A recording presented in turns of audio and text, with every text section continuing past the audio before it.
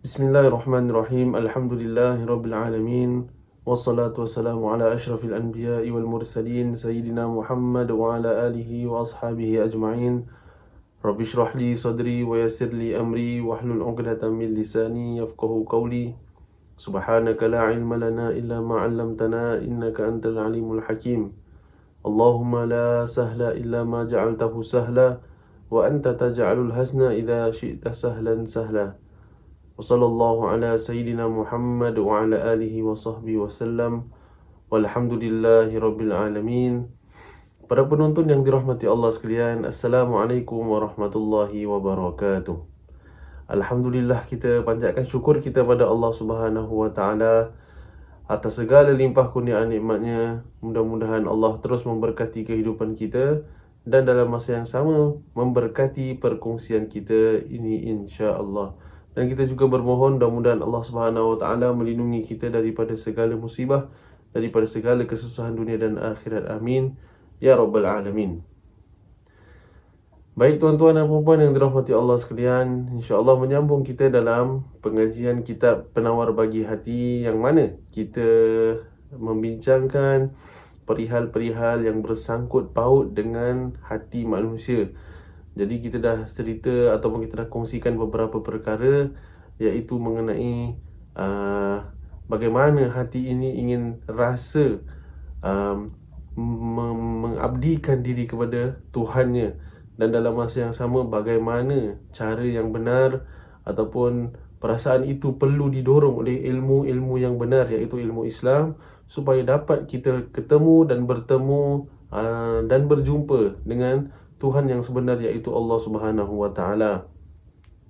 Yang diperkatakan dalam kitab ini ialah hati manusia ini dia ibaratkan seperti naluri manusia juga yang baru lahir, kerana ada sifat lapar, ada sifat haus, ada sifat dahaga. Maka bila lapar, manusia tu nak makan. Jadi bila kalau nak makan, nak kena cari makanan yang sihat, cari makanan yang halal, cari makanan yang betul, yang tak memudaratkan diri. Sama juga halnya macam hati manusia yang ingin menghambakan diri kepada Tuhan, maka dia kena cari ilmu yang betul. Dia nak kena cari ilmu agama yang benar, supaya dia terdorong kepada Tuhan yang benar dan tidak terpesong dan tersesat daripada kesesatan dan juga penyelewengan. Baik, maka yang dikatakan lagi mengenai hati di sini ialah hati yang baik itu tertanam dengan sifat-sifat mahmudah. Dan hati yang baik itu dikatakan pintu-pintu yang terbuka untuk ke syurga. Mahmudah ni perkataan bahasa Arab. Mahmudah ni maksudnya yang terpuji. Hati kita ini ataupun hati yang baik itu ialah hati yang tertanam dengan sifat-sifat yang terpuji. Ada sifat-sifat terpuji dalam hati, dan hati yang baik juga dikatakan pintu-pintu yang terbuka untuk ke syurga. Ini adalah kerana dari hati yang baik akan mendorong manusia itu membuat perkara yang baik-baik. Maka seluruh anggota lahir manusia itu akan membuat baik, sama ada kebaikan yang dilakukan itu ada hubungan dengan Allah Subhanahu wa taala, atau kebaikan itu ada hubungan sesama manusia. Jadi hati yang baik itu adalah hati yang tertanam dengan sifat-sifat yang terpuji. Bagaimana kita nak tahu? Kita lihat daripada luarannya. Itu yang kita dah bincangkan pada yang waktu yang lepas. Apa yang terlaku, apa yang berlaku ataupun apa yang diperlakukan oleh seseorang itu daripada sudut luarannya. Contohnya dia bantu orang, contohnya dia mudahkan urusan orang, contohnya dia ni senyum, atau contohnya dia berbuat baik. Maknanya perkara-perkara tersebut datangnya daripada hati yang baik. Kita pun kan dah pernah cerita, ramai juga orang yang katakan apa, oh, aku ni nampak je macam ganas, nampak je macam kasar, tapi sebenarnya hati aku ni baik. Jadi sebenarnya dia tak kena. Kalau ikutkan, apa sahaja yang terpancar di luar adalah hasil daripada apa yang ada di dalam hati. Itu yang Nabi SAW perkatakan, innamal a'malu binniyat. Sesungguhnya setiap amalan itu terdorong daripada niat. Dan niat ini tempatnya adalah qalb, hati. kita ingatkan apa yang kita buat ni daripada sini, daripada akal kita. Tapi akal kita ni bagaimana boleh tercetus pemikiran tersebut adalah datangnya daripada hati manusia. Kan? Bila kita lapar, kan? Bila kita lapar, hati kita rasa lapar lah, nak makan lah. Kan perasaan tu datang daripada nak makan. Kemudian barulah akal kita proses nak makan apa, dekat dapur, dekat dalam icebox ada apa, nak masak apa, atau kalau tak ada apa-apa nak beli apa, nak order makan apa. Itu semua kan proses daripada akal. Kemudian diperlakukan oleh anggota tubuh badan kita. Barulah kita buka icebox, barulah kita keluarkan ayam, barulah kita start potong bawang dan sebagainya. Kalau tak ada, kita order makanan. Maknanya jari jemari kita cari app-app yang boleh apa orang kata, boleh kita order lah makan. Contohnya, kalau kita tak nak buka app, kita turun bawah pergi kedai beli makanan dan sebagainya. Nampak? Perbuatan kita terhasil daripada pemikiran kita yang terhasil daripada hati kita. Ini adalah tempat yang pertama tercetus. Jadi orang itu kalau dia melakukan satu kejahatan, maknanya waktu tu hatinya itu tengah terdetik kejahatan. Kalau orang itu berbuat kebaikan, maka waktu itu hatinya terdetik tentang kebaikan. Jadi segala apa yang dilakukan di luar ini, yang terpancar di luar, dan daripada hati baik. Jadi yang nak dikatakan di sini ialah kita nakkan atau kita perlu usahakan untuk menanam sifat-sifat yang terpuji dalam hati kita, supaya apa yang kita lakukan ini semuanya baik-baik. Apa yang kita lakukan ini semua yang mendatangkan manfaat. Sama ada perkara ini sehubungan ataupun ada hubungan dengan Allah Subhanahu Wa Taala. Contoh seperti kita baca Quran, seperti kita berzikir, seperti kita berselawat, seperti kita membaca wirid-wirid, atau seperti apa yang kita lakukan amal ibadah kita, puasa sunat, solat sunat. Ini semua hubungan dengan Allah Subhanahu Wa Taala. Amalan-amalan atas tika semayang, atau amalan-amalan yang kita buat dengan Allah Subhanahu Wa Taala, ibadah kita. Ada orang tiap-tiap pagi dia baca Quran, mungkin setengah muka surat, satu muka surat, ada dua muka surat. Ada orang baca wirid-wirid yang tertentu, istiqamah dia tak pernah terlepas. Jadi itu urusan dia dengan Allah Subhanahu Wa Taala. Kalau kita tak ada apa-apa nak baca, carilah benda, tanyalah asatizah kita, tanya ustaz-ustaz kita, tanya guru-guru kita, apa yang nak dibacakan pada waktu siang hari. Tak mampu baca siang, bacalah pada waktu maghrib, bacalah pada waktu isyak. Yang penting satu hari tu kita allocate time kita, kita peruntukkan sedikit waktu kita untuk Allah Subhanahu Wa Taala di atas tika semayang. Jadi itu kalau daripada sudut perbuatan yang bersangkut paut atau bersangkutan dengan Allah Subhanahu Wa Taala. Ada pula amalan yang baik yang bersangkutan dengan orang-orang sekeliling kita, jiran tetangga kita, ahli keluarga kita, kawan-kawan kita, atau saudara mara kita dan sebagainya. Bagaimana kita berurusan dengan orang, hatta dengan orang yang bukan Islam pun kita disuruh untuk melakukan kebaikan. Contoh jiran kita, contoh kawan-kawan kerja kita dan sebagainya. Mungkin sekali-sekala kita belanja makan ke apa, tak ada salahnya. Jadi itu pun dikira sebagai satu perbuatan yang baik. Jadi perbuatan-perbuatan yang baik ini terdorong daripada hati yang baik.